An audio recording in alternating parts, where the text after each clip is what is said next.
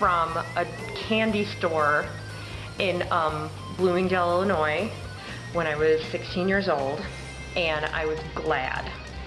And it was kind of a situation where it was difficult, like, well, no, it wasn't difficult. I just hated it.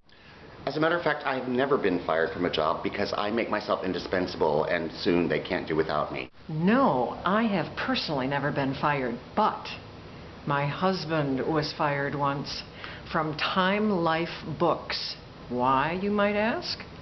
Because he spent too much time speaking with a blind gentleman who was just lonely, even though he couldn't read the books. No, I've never been fired. I was asked not to return to a dance class when I was 5, though, because apparently I was more interested in my tutu and talking than dancing. I was fired once, but it was pretty much on purpose. I remember as a kid I was obsessed with baseball players with mustaches and weird facial hair. I don't have any weird obsessions. Of course, you might get a different answer from anyone I've ever dated. Coffee in the morning. I can't really get by without that. I knit all the time. All the time. My first answer is that I don't have an obsession, but I think that probably the true nature of obsessions is that you don't know that you're obsessed, you think you're fine. So you should probably ask someone else.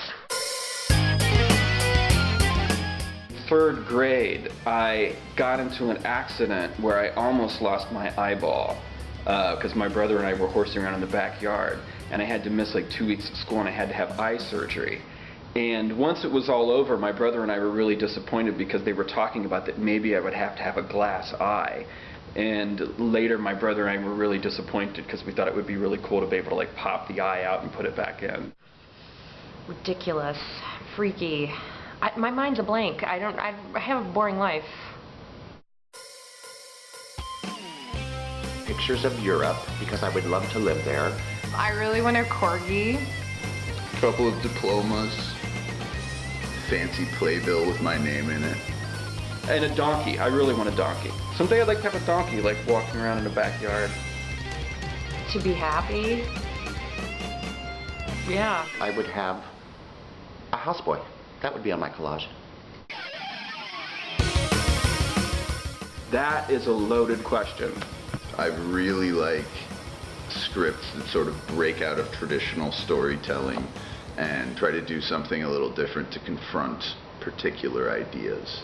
It's been really fascinating to watch everybody over the last few weeks just leap right in and make these big, bold comic choices, and then sometimes turn on a dime and make really sort of grounded, dramatic, and honest choices. And it's really, it's one of the reasons why I love acting. Well, I'm really excited because I first heard this play read a year ago at the National New Play Network Showcase. And I fell in love with it immediately and just imagined Riverside Theatre producing it. So the fact that we are producing it and that I'm getting to play Eunice is just really exciting.